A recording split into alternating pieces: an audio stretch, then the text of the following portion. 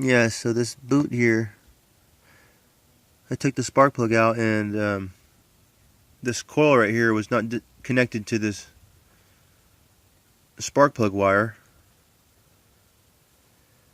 So I ended up cutting this back in order to get a little bit of,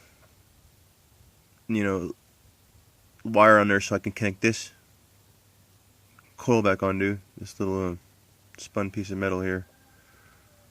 So it gave me enough access here to allow me to place this onto here and get some solder on there.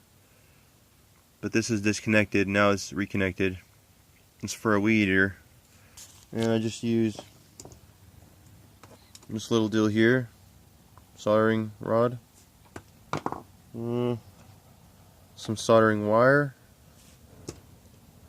and some flux. Johnson's soldering flux fluid or not. And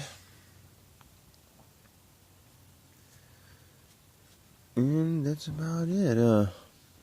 So resoldered this back on. I'm sorry I couldn't show you that because I don't really have a camera.